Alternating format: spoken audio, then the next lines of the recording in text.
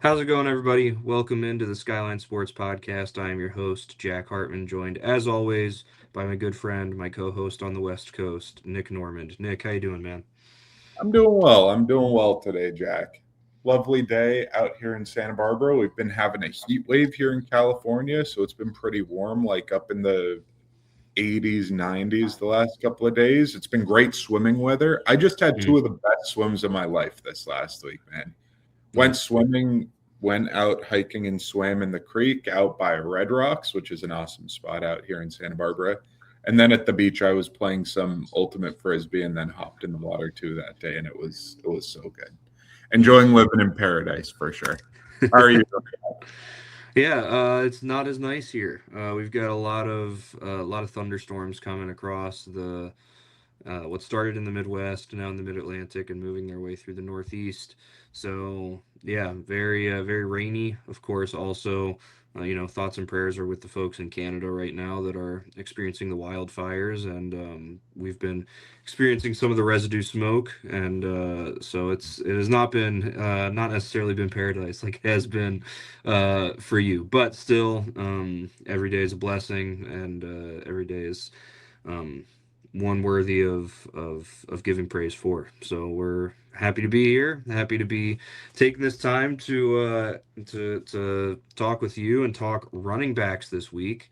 A few weeks ago, we went through 10 to 1, our top 10 quarterbacks uh, going into this next year. Now we're doing it with the running backs as well. We're gonna be counting down our top 10, and yeah. So Nick, why don't you kick us off with who you have in your number 10 spot? Though I know there was a little deliberation about who you were gonna put there. You were saying. There was a little deliberation. I'll also say the guy that I left off my list that was closest to making it was Kenneth Walker, reigning Super Bowl MVP. He played great in the Super Bowl, had a great playoffs. I really love him as a player. He runs with power, he runs with speed, he runs violently. I feel that having a player who can be explosive, who can catch the ball, but also be a between the tackles, goal line sort of back. And I believe he can be that player. Charbonnet got a lot of those carries, but I think Kenneth Walker is just better. And I like Kenneth Walker a lot. But I feel that his health, his inconsistency a bit when he runs were kind of what held him off of this list. But he was so close with the number 10 guy. And the number 10 guy for me, I'll just say it now, that will be Devon Achane with the Dolphins. I just think as a dynamic threat in multiple ways, where what Mike McDaniels did using him in the pass game, in the screen game, in space, I just think that he's like a ratcheted down version of Jameer Gibbs in terms of make you miss moves and shiftiness. But as far as a threat in the open field, speed, breaking plays, with an offensive line that I don't think's that good either, and receivers that aren't thrilling now with Tyreek Hill injured and with Waddle gone. I just think that Devon Achane is such a good player. But he, to me, kind of struggles with what Kenneth Walker doesn't, which is between the tackles, power running. Achane's a smaller player. He's not quite as thick. He's not quite as muscled up. But I think as far as a threat with the football, I am ranking these dudes as running backs, but as players who have the football in their hand, who I'm just terrified if they got it. And I just think Devon Achane's the kind of dude where he gets the ball in his hand, he gets in space. There's a high probability of a touchdown. There's a high probability he breaks a play. And I just think he's been pretty darn healthy. He's been really productive. And I think he's kind of trending upward as long as he has a coordinator that knows how to use him. And I think that Malik Willis can still get him the football and play better than Tua does in a lot of ways. I think he may have less productive numbers because the offense is less short throw oriented. So he may get less touches overall.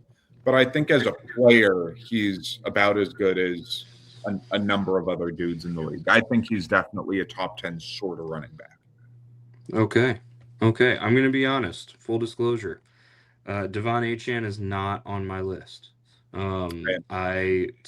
We were talking about this a little bit. He's a guy that this last season was like top 10 in many rushing statistical categories, but I think that the team around him is worse this next season than it was. I think that um, I also think that this was kind of a splash in the or a flash in the pan season for him. I want to see a little bit more consistency before I give him the nod there. And also, this was a guy that you and I were talking that we thought it would be silly for the Dolphins to extend because of now a lot of that had to do with their situation, but also.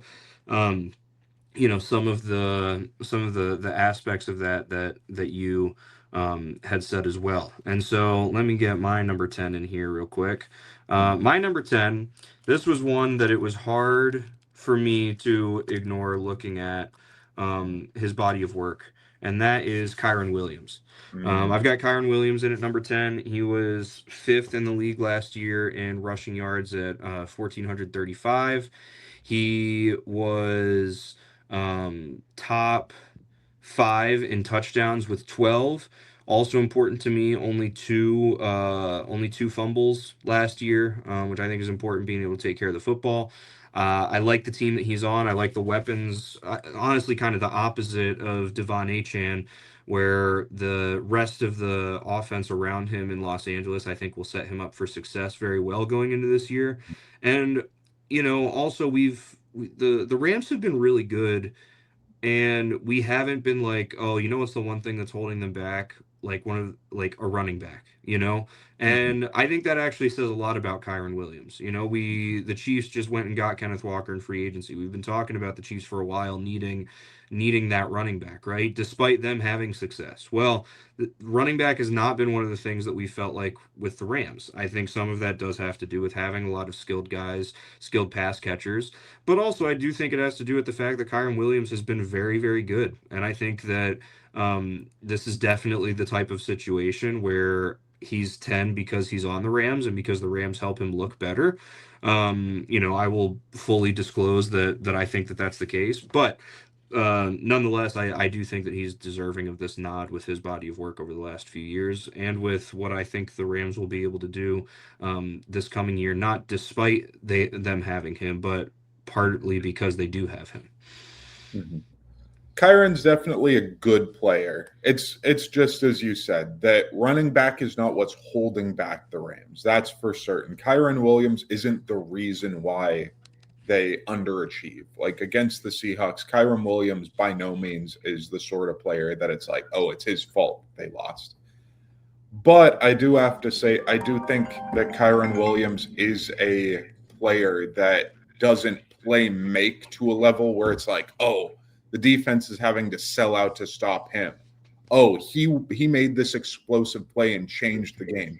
Oh, his hands are incredible. He just power runs and imposes himself on the defense. He's good at everything, and he's pretty darn well rounded and solid in every category. Where I think that he's multifaceted in enough ways, but I just don't feel like he's a threat to the defense in the way that my number 9 dude is.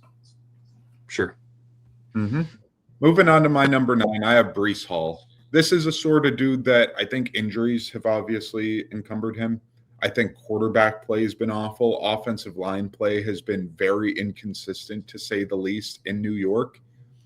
But I think Breece Hall is the type of player that you can build an offense around, and he can be the main threat, and you can be successful as long as you have adequate play everywhere else. I think he can be your superstar, that you can be a good team with him as your best offensive player. Not as your only offensive player, like it's been when Garrett Wilson's been injured, but I think that Breece Hall as a player in the screen game, as a player in the pass game, as a player that can be explosive when running, turning the corner. I just think that to me, he's like if Achane ratcheted up a little bit of everything else, minus his top end speed. Breece Hall still has great top end speed, but I think that his hands are better. I think his route running is better than Achane. I think that his physicality as a ball carrier is better than Achane. I just think that I take a little bit more of a well-rounded back than Achane here. But I also think that Breece Hall is just a threat with the football. I think he's just so explosive and such a playmaker where Kyron Williams is productive. And we talked about this before we started recording today, how much you lean on production and how much I lean on traits. And I think that Breece Hall does have traits, but I do think that if I'm a defensive coordinator or a defensive player, I'm terrified when he gets the football. I'm not as terrified when Kyron Williams gets the football as I am with Breece Hall. Fair enough. My number 9, Kenneth Walker. This is where I slotted in Kenneth Walker. Again, we talked about it. I do think that it is fair to say with Kenneth Walker that the hype around him, a lot of that comes from what happened in the playoffs, right? Because that's where he was really dominant. I forget, did Charbonnet get hurt? Is that why he was getting so many more touches in the playoffs? I thought I remembered that, right? He tore his ACL. Yeah. Sure, Yeah. So obviously that helped him get those touches. I do think, he's a very well-rounded back when it comes to running the football. The reason that to me he's number 9 and not higher, and honestly, to me his ceiling is probably 6, like ever, unless this skill set really, really changes, is he is really not good at catching the football out of the backfield. I mean, the Super Bowl, man, it could have been way more of a bloodbath if he was able to catch the football. There were, I think, 3 or 4 drops that he had coming out of the backfield. But he's physical. He takes care of the football. Only a single fumble last year, which is again really important, especially with your top tier running back, right? Part of the reason that running backs are so valuable in fantasy is because they're touching the ball more than receivers. Like the top running back on your team, even if he's a middle of the pack running back in the league, is going to be getting more touches likely than a guy like a Justin Jefferson, right? Just because that's what you do, you hand the football to your running back. So the fact that he had as many touches as he did with only 1 fumble is very important to me and very impressive. And I think it'll be really, really interesting to see what happens here with Kansas City. Sort of how he works, how he operates. When I think about Kansas City, I think about running backs like Kareem Hunt and Jerick McKinnon, who Mahomes was able to throw the football to out of the backfield. So I don't exactly know how he'll be used there. And that's also part of the reason why he's so low for me. And again, why I think that at his best, at his peak, he would probably, not scratch the top 10 for me. But still, all that to say, very, very good running back. A running back that you seriously can build your offense around, like you were talking about with Breece Hall. I mean, we watched it. We watched the Seahawks, really win the Super Bowl on his shoulders. Don't get me wrong, Sam Darnold had a great playoff run. A lot of receivers, that defense, of course, but it goes hand in hand with good defense, a really, really good running back. And so I've got Kenneth Walker at number 9. And Kenneth Walker, I think somebody who you can just lean on. You can say, okay, throw him a screen. Okay, run the ball to the right, run the ball to the left, run the ball up the middle. And he can take you downfield. Like, that's for sure. Where he's not just a dude who it's like, oh, yeah, just run it on first down. Oh, it's 3rd and super long and we want to be conservative, just run it. It's like, no, you can lean on him and he can be your offense for a drive if you want. And he's just so good. I agree. I love Kenneth Walker. And it was hard for me to leave him off the list. You're a little bit higher than me on him, but I love him too. Moving on to my number 8 player. You'll probably say that I'm high on him. I'm guessing. Maybe you have him higher than I do. But I just think as a well-rounded running back, as a threat, as a dude who checks all the boxes, I would rather be early than late, and I could be even higher if I want to be this early. I have Jeremiah Love of the Cardinals.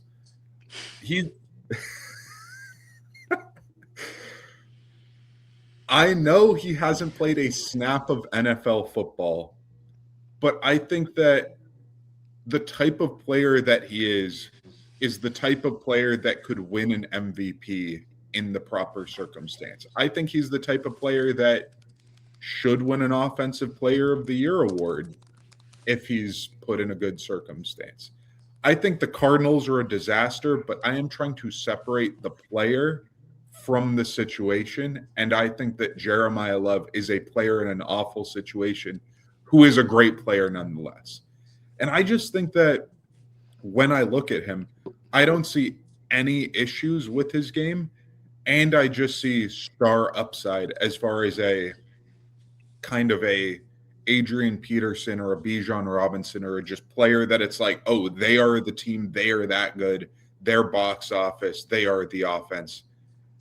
And I just feel like number 8 could even be low for him. He just hasn't taken a snap yet, and I'd rather not project him to be a top 3 running back in the league as a rookie. Like I'm not trying to do that. But I think that number 8 is reasonable in my eyes for Jeremiah Love. Okay. Yeah, back to traits versus production. For me, he was not even considered for this list. You know why? Because he has 0 production yet. Anyway. Okay. My guy that I have at number 8, I feel like does have some production. He's had better production in the past, though I think I can explain why it was not as much, why it was not as good production this past season. I really had to get past my biases towards the Detroit Lions opponents in the NFC North when I put him here, and that is Josh Jacobs. I've got Jacobs here at number 8. If you look at his stats from last year, he only had 929 yards last season, which was not great, especially considering he was like a 1,600-yard guy a few years ago. But also, if you think about last year, Green Bay's offensive success was predicated on him and Tucker Kraft, and then Tucker Kraft got hurt. And so with the wide receiver issues for this team that we've talked about, the not really having that dog, that alpha guy that, you can trust and you can lean on, not having your Justin Jefferson, your Amon-Ra St. Brown, your A.J. Brown, your C.D. Lamb, the guy, it doesn't matter what type of route tree he likes to run, but just a guy that you can always count on to throw the football at wide receiver. I think it meant that for opposing defenses, it was a lot easier to, stop Jacobs on the run. He still had 13 touchdowns last year, which is still a really, really great year. That tied him with another guy on my list later for 3rd in the league in touchdowns last year. Only had 2 fumbles. He took care of the ball well. I feel like Josh Jacobs is a really, really solid running back. I feel like we still haven't seen the best that he has to offer in Green Bay. And so if you're thinking about Green Bay, if Kraft is healthy, if Christian Watson stays healthy and finally sort of blossoms into what, you expected of him, same thing with the receiver out of Texas that they drafted 2 seasons ago. I think you could really see Jacobs be productive the same way that Kyren Williams is productive, like I was talking about earlier, except I think that Josh Jacobs does have better ball skills that will make him even better, statistically and just, the way that he's able to operate. He only had 234 carries last year. In 2022, when he had 1,600 yards, he had 340 carries. He had 93 first downs that year. Last year, he had over 100 less carries. Obviously the average dropped down a little bit still. You can't totally, blame that on the carries. But also, he only played 15 games. He was a little banged up here and there. I think a healthy Josh Jacobs with a healthy Green Bay offense, I think can actually be a very, very successful, and I think could be a top 8 running back in the league this next year. I gotta be honest. I forgot Josh Jacobs existed. I left him off my list, and I don't know where I would have put him if I would have remembered him, but he completely skipped my mind. I wasn't looking at players. I was just looking at teams, and I was like, oh, the Packers. I don't know that they have a running back that's like that dude, but I just skipped along, but completely forgot about Jacobs. He's a good player. He's been highly productive, like you're saying. Powerful, good hands, ton of touchdowns. Touchdowns are really important, and I think converting those, he's awesome. Moving on to my number 7, unless you have anything else about Jacobs. Nope. This is a dude that, if you want to talk about production, if you want to talk about injury risk, if you want to talk about multifaceted, I played with this dude as high as 4. I have him at 7. That will be CMC. I left him down here at 7 because I'm really scared of injuries, and his injuries are like the most terrifying injuries of any superstar running back in the league in the last decade. If I'm being honest, like it seems like Christian McCaffrey, it's either you get an all-pro season or injured and somewhat ineffective in an injury-plagued season. It feels very coin flippy. And I think even though he was hyper productive this year, that might be an understatement even, but like 1,200 yards for rushing, 924 yards receiving, 102 catches. I just think that he's in the perfect offensive situation to utilize his skills as a receiving back. But he just, I feel like, has dropped off as far as an efficient runner. And that really concerns me, considering his injury issues. He only ran for 3.9 yards per carry. 10 rushing touchdowns is awesome. 7 receiving touchdowns is awesome. But he had 413 touches from scrimmage last year, and he's 30 years old. I just really worry about the body breaking down. But I think that if we got a fully healthy career from Christian McCaffrey, if we got a couple more fully healthy seasons, this is a dude who seems like a Hall of Fame type player. But it's really hard to bank on him having any more fully healthy seasons. A couple of years ago, I think a year or two ago, he had the tendonitis in one leg that like somehow transferred to the other. And it was like, oh, is he ever going to play again? And then he put up an incredible season last year. But he is an all-time injury risk and an all-time dual threat running back. And so I think having him still here at 7, I love Christian McCaffrey, and I think it's pretty reasonable considering what I'm judging with the injury risk, with what I'm projecting to have CMC here at number 7. Yeah, fair enough. That's the thing with Christian McCaffrey, right? Do we have a healthy Christian McCaffrey or not? And if we have a healthy, then one of the best running backs that's ever done it. And if we don't, then, that's the big what if. My number 7 guy is a guy who was very productive this last season. You could even say the most productive this past season. That is James Cook, who led the league in rushing yards last year. He led the league in rushing yards last year, 1,621 in the regular season. He had 12 touchdowns. You'd think with numbers like that he would be higher, but let me also tell you the numbers that are the reason that he's lower. He only had 33 receptions for 291 yards last year. He's not the greatest coming out of the backfield. He also had 7 fumbles last year, which is a very high fumble number, especially for your guy at running back. And by your guy at running back, I don't mean your guy, but just your guy in general. So that makes me nervous. If I'm being totally honest.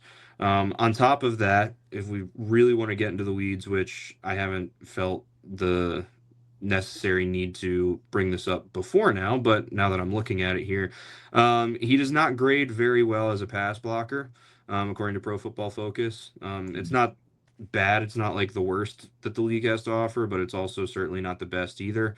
He's at a 41.9 grade there. And yeah, so his contributions in the pass game are not great. His contributions in the run game are amazing, right? If this was, imagine the Bills if this was before the forward pass was so prevalent. You've got Josh Allen at quarterback and James Cook at running back. It would be insane. But there's more to it, especially you were just talking about Christian McCaffrey, right? And how predicated, success is based on being able to throw the football, your running back as well.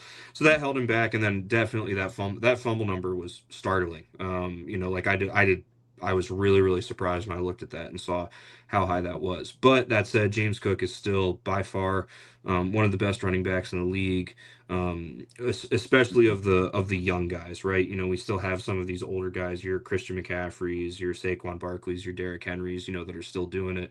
But of some of the, this younger crop, James Cook is definitely worth being in the conversation. Mm-hmm. Yep. I think that's a really good spot for James Cook. I think that he's everything you said. I think he's just a level of consistent as a runner where that he's going to be efficient.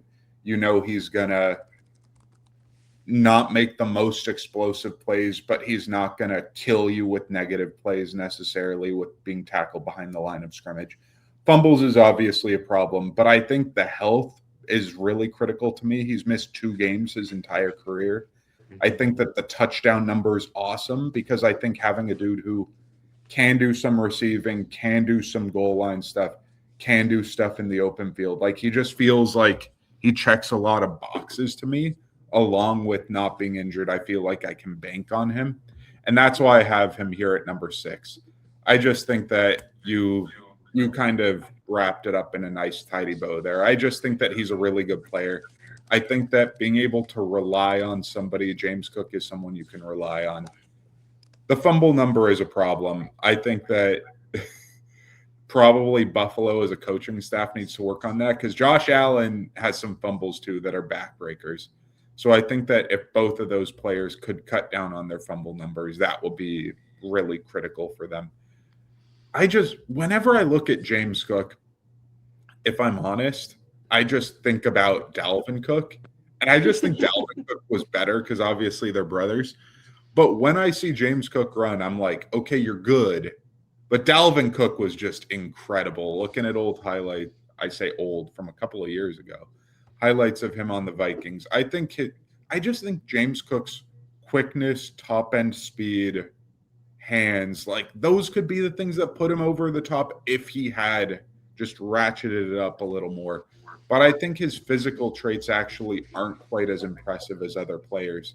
But he is productive. He is pretty darn reliable. So that's why I have him here at 6. All right. Well, we're gonna make this 6-7 interchange really, really easy for us because my number 6 is Christian McCaffrey, who you just had at number 7. I had him as high as 3. But here's the thing. Here's the thing with Christian McCaffrey. As of late, you basically have a year of healthy McCaffrey and then a year of unhealthy McCaffrey. Mm-hmm. And last year was a year of healthy McCaffrey. Mm-hmm. If we were basing this list off of exactly like just what happened last year, which that's a lot of where I start, but it is projection into this year. It's the reason that I don't have Achane on my list because I don't think that it's going to be equal to what he did last year this coming year because of what's around him. It's the reason that I do have Kyren Williams, right? Because I think, man, this Rams team is going to be really good and he's going to get a lot of touches anyway. I digress. Yeah, I am concerned about McCaffrey. Outside of McCaffrey, I'm concerned about the 49ers just in general. Trent Williams keeps getting older. They have had some really weird wide receiver stuff happen recently. I guess technically right now Brandon Ayuk is still a member of the 49ers, but there's no reason to believe that he will ever suit up in a Niners uniform ever again. Whether that's because they finally put a trade through with him, likely to Washington, or whether he just is not playing all season. I don't know. I'm not entirely sure how that's going to go. But still, their wide receiver situation is not as good. They got Mike Evans, who I love, one of my favorite wide receivers of all time. But he has tissue issues, and he's now in San Francisco.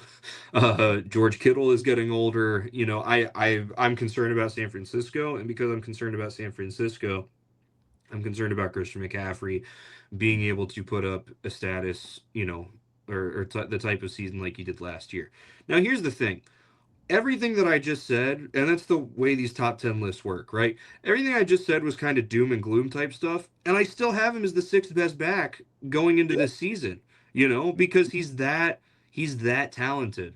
Um, but also everything you said about him getting older, and the type of injuries that he suffers are not just like oh yeah, I mean they're freak things, but they're freak things that have long-term consequences, not like oh yeah, it was a freak thing that, he took a handoff weird and tore his shoulder up. Like not, it's stuff Mhm. that it's like that's a freak thing. Like tendonitis in both Achilles tendons is a freak thing, but that might be it, like you said. So Christian Mhm. McCaffrey's who I've got at 6.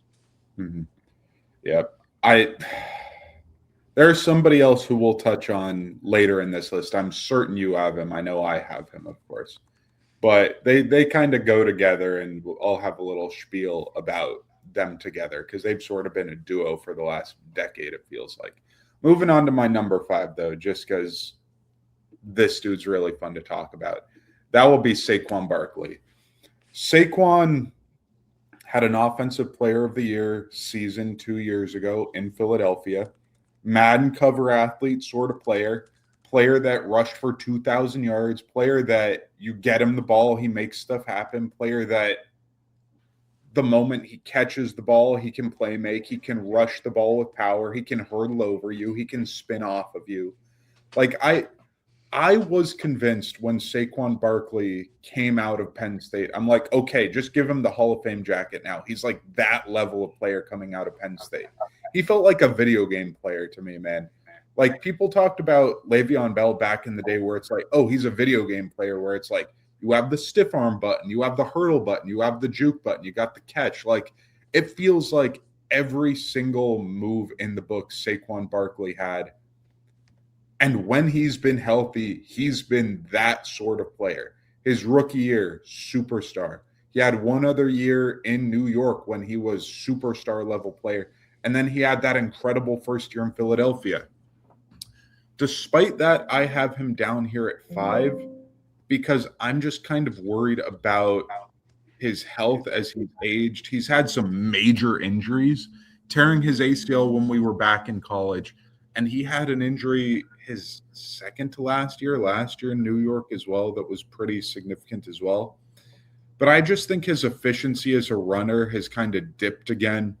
I think that he's not quite running with the same level of explosiveness and speed coming through the tackles. And I'm just kind of worried that the best of Saquon Barkley's kind of been behind us. But I think that even if the best has been behind us, that he can still churn out 12, 13, 14, 1,500 yards despite that. Because I think that he could be playing behind still a good offensive line. And he still has all these qualities that makes him an absolute threat. And that's why I just kind of love Saquon Barkley, man. He's an incredible player. He's the face of his franchise, even in a franchise with Jalen Hurts, who it feels like everybody can imagine Jalen Hurts the moment that you say his name. Like, man, Saquon's so good, and he's a face of his franchise and should have been a face of the league. But man, love me some Saquon Barkley. All right. Well, that gets into my number 5, Saquon Barkley. Echo everything that you just said. Um, I agree that the production is kind of falling off and the efficiency is falling off a little bit. He only had 7 touchdowns last year, and I say only because, the year before that he had 13. Um, and so we'll see how that goes. Also, I'm going to be honest. I am incredibly concerned about the Eagles going into this year. Mm. I think a lot of people think that getting rid of AJ Brown is what is going to fix everything and is going to right the ship. I think that is just an example of a guy getting out before it gets even worse, really. Um, you've Goddard is getting old. Saquon has been very healthy over the last few seasons. And, I think that obviously nowhere near as bad as McCaffrey, but there have been injury issues. When you look at the number of games that he's played over the last few years, you wouldn't see that. 16 last year, 16 the year before, 14 the year before, 16 the year before, 13 the year before. But there's kind of always been every year a few games that he's questionable with some tissue, issue, or muscle issue that, is like, okay, how bad is this, right? And, if every year for the last 4 years, you're questionable because your hamstring is a little sore, that eventually you'd think the other shoe would drop, something like that. So that also concerns me, just with Philadelphia in general. But Saquon Barkley he's still that dude, and we're only a single season beyond him having a 2,000-yard rushing season, averaging 125.3 yards per game in that year, which is just nutty to think about. So, yeah, so I've got Saquon Barkley at number 5. Mm-hmm. Yep, I think it's the perfect spot for him. He's an awesome player, and I just love Saquon Barkley, the player, man. Like he felt from the moment that he stepped in the league that he should have been a superstar and lived up to the billing when he was able to be on the field. Like he just feels like that dude. Moving on to my number 4, I got JT, Jonathan Taylor. He's not the best receiving back, but as a power, as a speed runner, as a consistent explosive runner, as a really healthy runner the last couple of years, even 2 years ago when he wasn't fully healthy, he played in 14 games in 2024. In 14 games, he had 1,400 rushing yards. Like he was on track that year, maybe not, because that was the year Saquon and Derrick Henry like popped off that year and both had near 2,000 yards. Saquon did, Derrick Henry almost did. But I just think as a dude that you can lean on, Jonathan Taylor, from when he was in college at Wisconsin to now, has been the offense on every single one of his teams. Like they've had good receivers in Indianapolis his entire career. But it's like, if you are the opposing defense, you say, where is Jonathan Taylor? We need to stop him. The quarterback play is not good. The offensive line's good, but we know that he is going to run up the middle, maybe break it outside, but he is going to run vertically at your face through you. And I just think that Jonathan Taylor is somebody who is really trustworthy, who even in years that he has gotten injured, he's still looked incredible pre-injury and incredible post-injury. Like it feels like he never has a true down year where it's like, okay, you play in 10 games, you still are averaging 75 yards rushing a game. You play in 11 games, you're still averaging 78 yards a game. His low watermark for yards per carry is 4.4 yards per carry. His high watermark, his best year, was 5.5. He has 18 touchdowns last year, and he had 18 touchdowns his best year. He had 11 touchdowns the year before last year. I just feel like he checks so many boxes. And if he was a better receiver, he could be even higher than this. But I think considering how heavily used he was in college, it's shocking he's been able to do what he's done in the league, where it's like, wow, how have the wheels not fallen off? How is it that you aren't absolutely falling apart when you're, I believe he's 27, 28. Maybe he's older than that. He's 27 years old, going to be 28 in January. I just think that Jonathan Taylor, in another era, this has been said on other podcasts, in the 80s, in the 90s, like he would be an MVP caliber player. He'd be on Wheaties boxes. Like he would win Heisman trophies. Like he's that level of player. And he just doesn't get the love because it's the 2020s. But in any other era, he's viewed as like, oh my gosh, this dude's Hall of Fame level player. And he's still that now. But I just don't think he gets the love that he deserves. And number 4, I think, is just perfect for Jonathan Taylor. Same. Same. There's not much more that needs to be said. Other than I guess I would just add, like, before Daniel Jones got hurt, we were talking about how great of an offense the Indianapolis Colts had.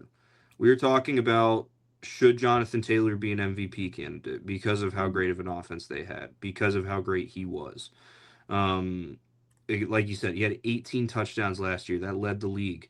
On top of that, only 2 fumbles with I think the highest number of carries in the league. Yeah, 323 highest number of carries in the league, only 2 fumbles. Um, yeah, Jonathan Taylor's just good, man. There's not much more that needs to be said about it. He's the real deal.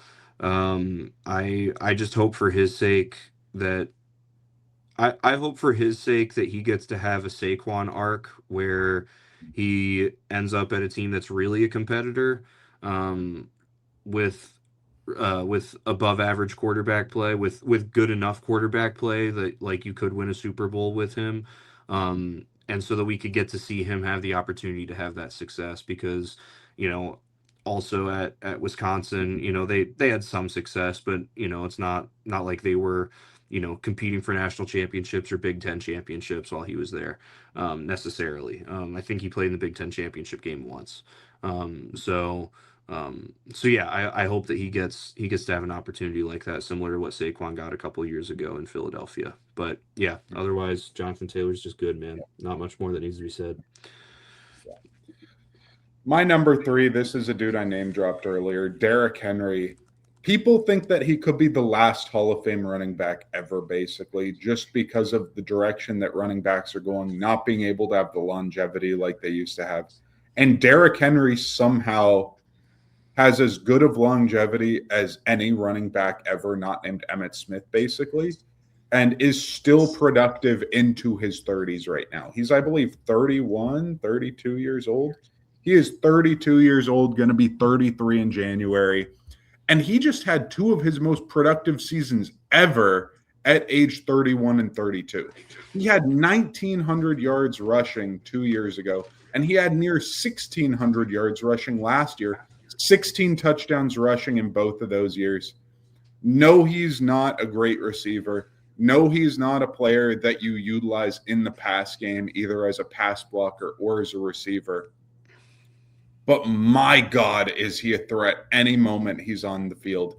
If you want to talk about a dude who's an offense unto himself, Derrick Henry is an entire offense. When he was playing in Tennessee, it was like, okay, Derrick Henry, carry us. Derrick Henry, take us 99 yards down the field in one play, not in one drive, in one play, and he could do that. Derrick Henry shed off 4 different dudes. He can do it. And Derrick Henry is still that imposing. I think that my 2 critiques, not a great receiver, but I think the fumble issues last year was a mark on his resume. Last year, he had 4 fumbles. He lost 3 of them. The 3 losses is hard to deal with. But when you're talking about a player who's reliable and whose production is consistent, Derrick Henry, I think, is a player that imposes himself like no one else in the league does. I have 2 players above him, obviously. He's at number 3.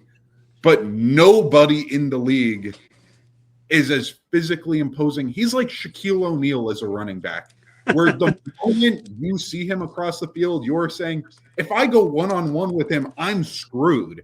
I need double teams. I need 3 dudes to help me tackle this dude. And still at 32 years old, he is capable of doing that to other teams.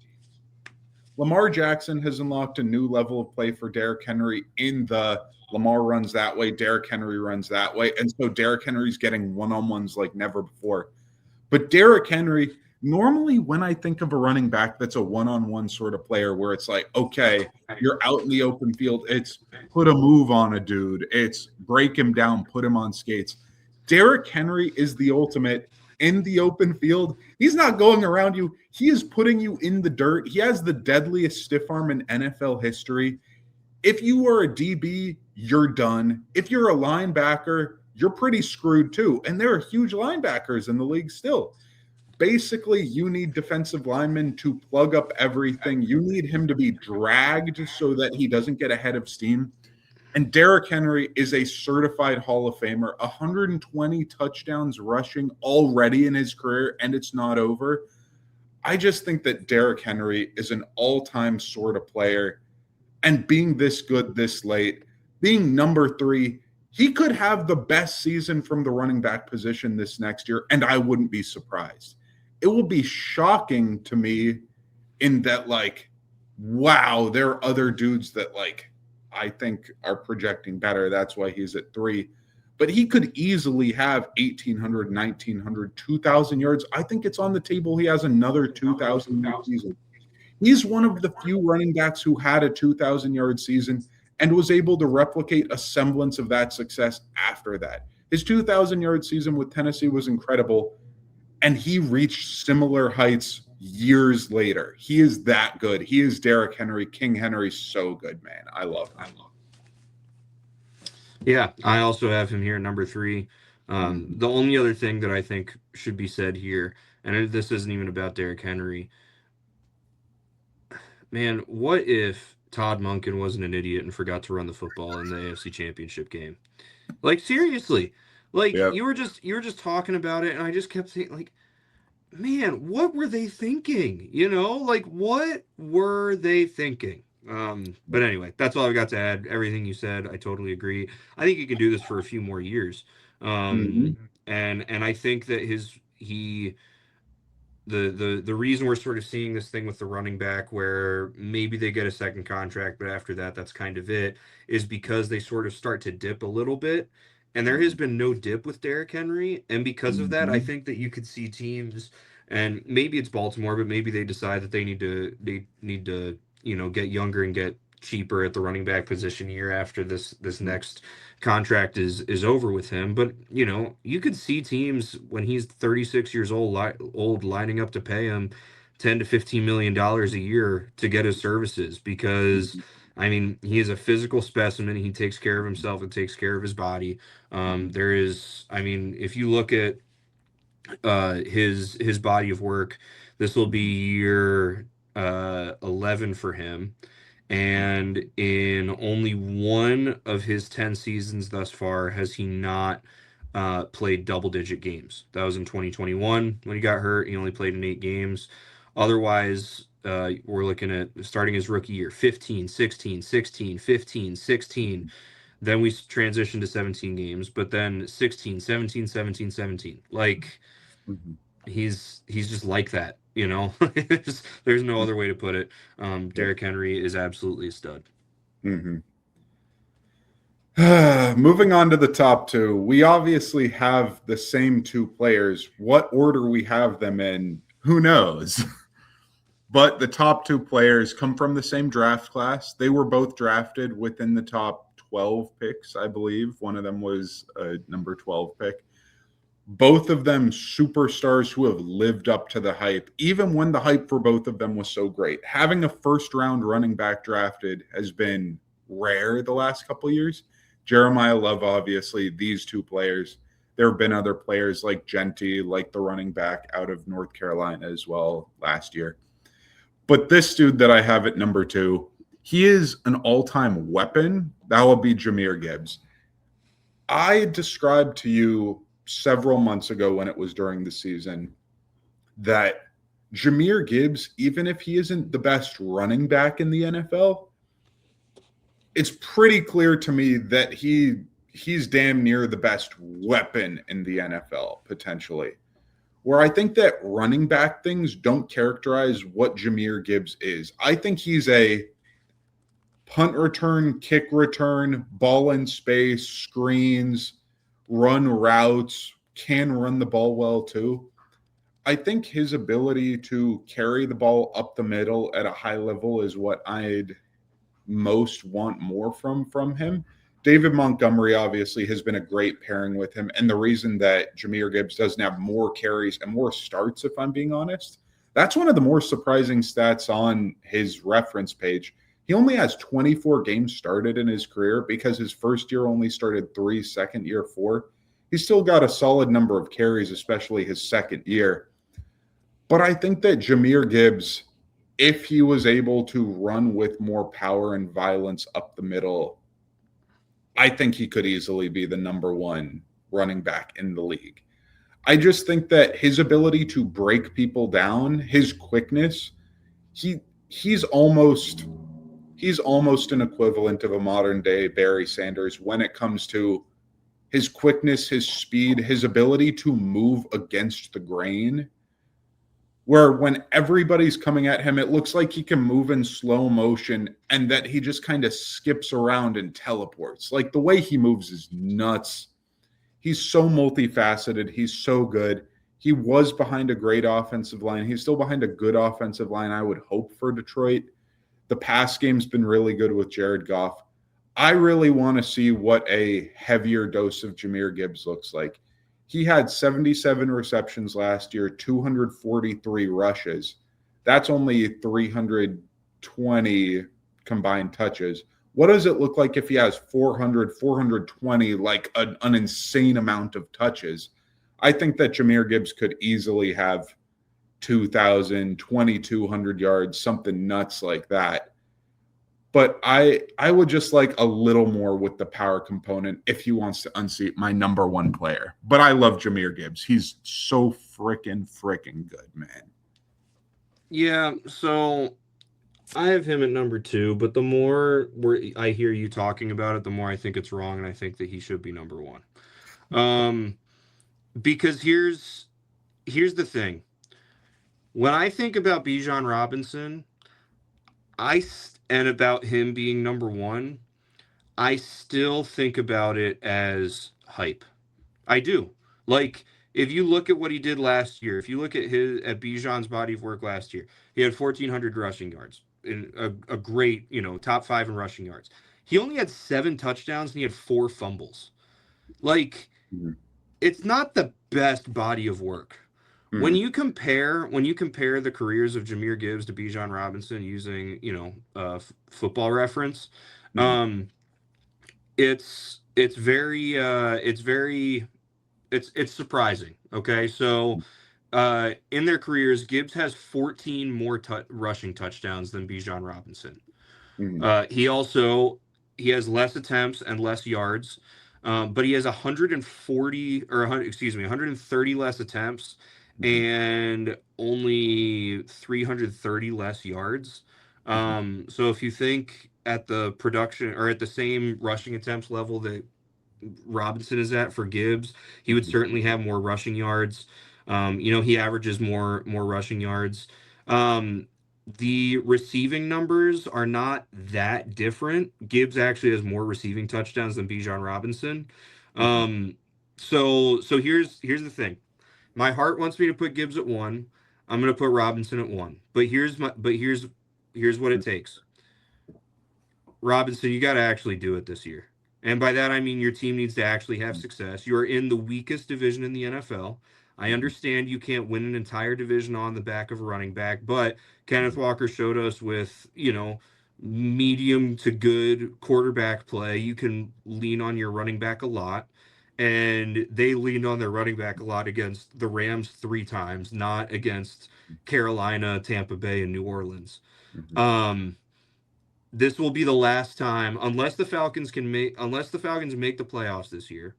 This will be the last time, unless something drastic happens, that I will put Robinson over Gibbs, because I do still think that it's hype. I think that when you actually look at the numbers, I think that they're far more even than you would think. And I think then when you combine that with success as a team, Gibbs obviously has the upper edge. But we're not talking about the whole team. We're talking about the player. And so for now, Gibbs is 2 and Robinson is my 1. But there has to be a step up. There has to be a level up from Robinson this year, because with Montgomery gone, I think that Gibbs' production is going to only be better. And I think he absolutely has the motor and the go to be an every down back.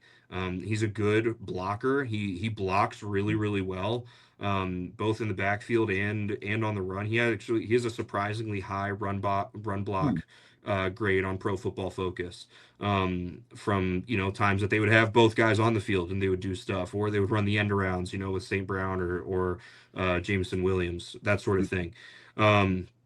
So I think we're only going to see Jahmyr Gibbs, his numbers elevate even more. I think we're going to see a better offensive line for the Lions than we saw last year. I think we're going to see better offensive coordinator this year than we saw from the Lions last year. And I think by the end of the season, Jahmyr Gibbs will have fully, undoubtedly surpassed Bijan Robinson, but we're not there yet. So Gibbs is 2. I don't want to seem like too much of a homer. I felt like a little bit of a homer when you didn't even have Jared Goff in the top 10 and I had him 8 when we were doing quarterbacks. So I will submit Gibbs at 2 and Robinson at 1. Um, Right. but yeah. I'll put Robinson 1, Gibbs 2 as well, of course. So we're there at the same spot.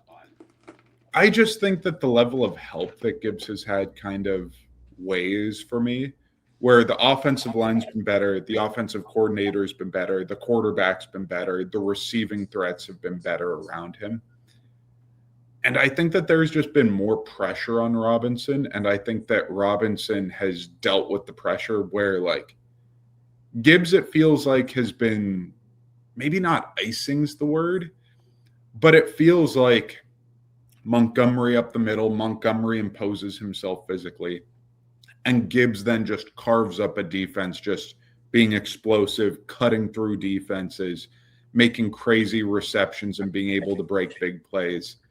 And it feels like I just feel like you flip the circumstances, it still kind of looks like Bijan's an awesome player and Gibbs is still awesome. But I think Gibbs in Atlanta would be like a far step down to what he has been in Detroit.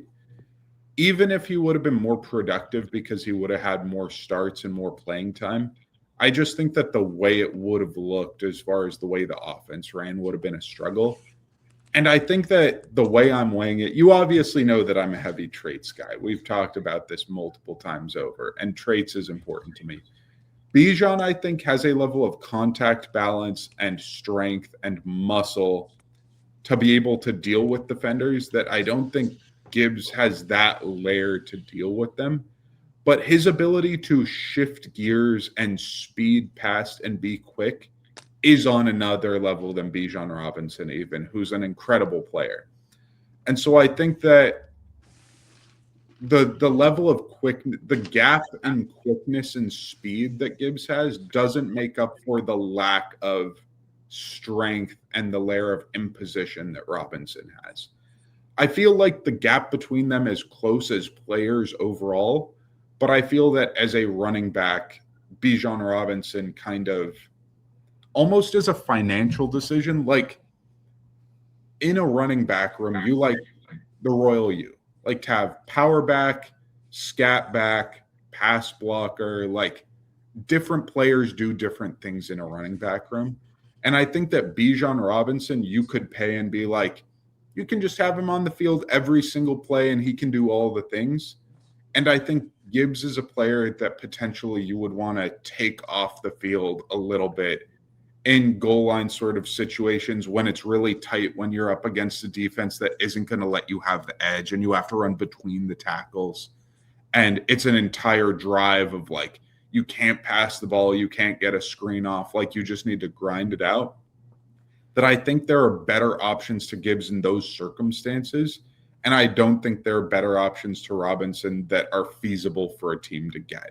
Where I just feel like Gibbs with a power back for a couple of snaps versus Robinson with anybody. Like, I just think you take Robinson as a receiving back, as a power back, as a pass blocker in a lot of circumstances. Even if Gibbs is a better pass blocker, I think that Bijan just checks some more boxes for me.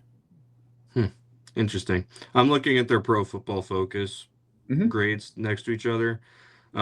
Gibbs is a significantly better pass blocking back, significantly better run blocking back, and actually graded as a better receiving back this past season than Robinson as well. So, yeah, I mean, I think for anybody putting a list like this together, these are the two guys that are 1 and 2. Again, I'll submit to Robinson as 1 right now, but I don't think I think it's rather close, and I think that honestly you could put Gibbs and I think by the end of this year Gibbs is the guy that's number 1. So so yeah, so there we go. That was talking running backs, our top 10. Yeah, it'll be interesting to see how this year plays out. The Lions do play the Falcons this year.